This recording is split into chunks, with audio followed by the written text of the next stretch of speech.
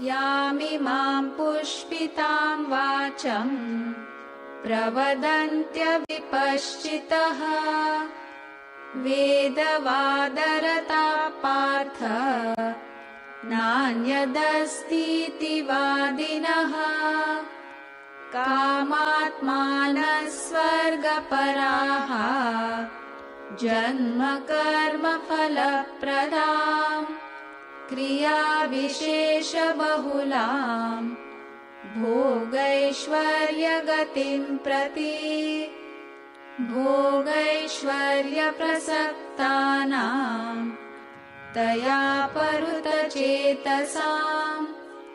व्यवसायात्मिका बुद्धिः समाधौ न विधीयते.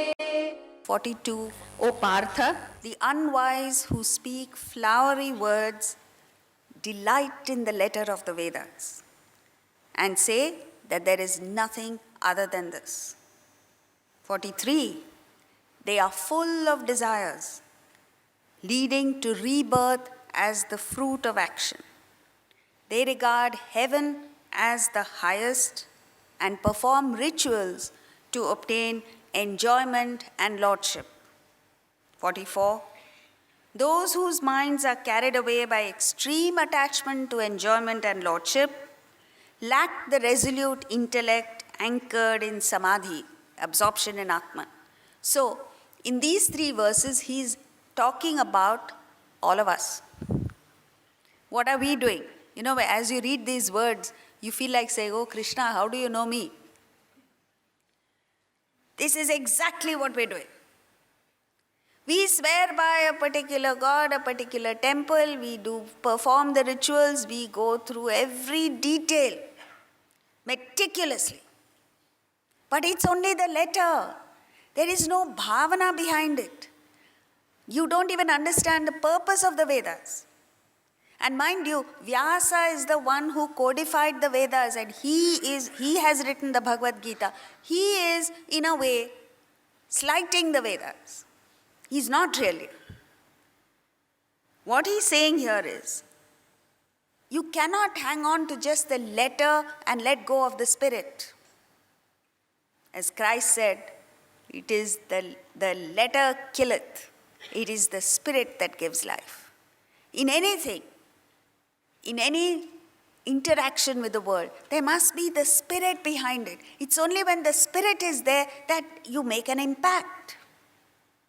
If you just go through the routine, what in those days people had devolved to just performing rituals, karma kanda. See, the Vedas consist of 4 sections. As you all know, there are 4 Vedas, and each of the Vedas consists of 4 sections. The mantras, brahmanas, aranyakas, and Upanishads. So the mantras are chants in praise of nature. Brahmanas are rituals, injunctions. Aranyakas is slightly subtler philosophy. It is meant for those who are semi-withdrawn from the world. And the Upanishads contain the highest philosophy. So over time, what happens is, because you need a very powerful intellect, you need this great sense of mumukshatva, the desire for freedom from the world, to be able to understand the Upanishads. So what people did was, they left the Upanishads alone, because it was difficult, and got stuck to rituals. That is called karma kanda. Today, it is exactly the same thing. Most people, 99% of people, are following materialistic gains. The few people who are following religious path or the spiritual path, what are they doing? Number 1, mechanical rituals without understanding what it is. At the physical level. At the emotional level, they are full of blind beliefs and superstition galore. At the intellectual level, there is a fanatic attachment. My guru, my institution, my religion, so on and so forth. And it is this that is causing the conflict and bloodshed in the world. The wrong understanding of religion. So, what you need to do is get the Spirit. And once you get the Spirit, you evolve. You don't need to look into, am I, worshipping from the right side or the left side? Am I entering a temple the right way? Am I doing the rituals the right way? What is the use? If the purpose for going to the temple, church or mosque is bargaining with God. You say, oh God, you give me this, I am doing this for you, you give me this in return. And if it happens, you say, oh my God is great. If it doesn't happen, I won't say what you say.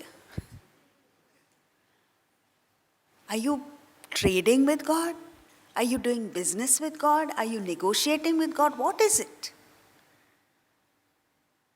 If at all you go to a temple, church or mosque, it must be to purify your mind, to rise to a higher level of awakening, to get detached from the world.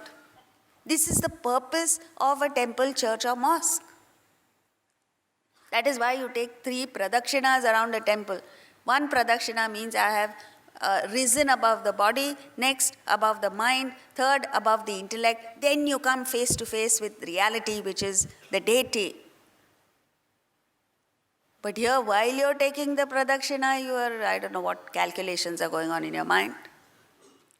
And then you are only interested in what jewelry the deity has. It's the same with every religion. So, you must rise above this, is what he's saying. And once you rise above it, you get the real essence. The Brihadaranyaka Upanishad says, Vedo avedo bhavati.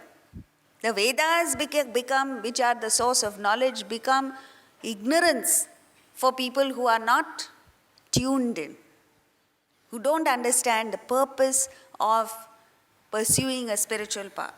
So, the primary thing is you must be aware of your present condition,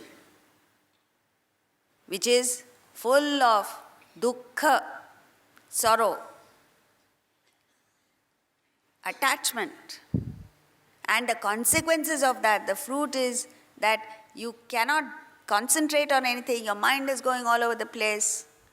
And the same mind which has been given to you to take you to the highest level of perfection now becomes the source of your destruction. So, he's just cautioning us and then moving on, next verse 45.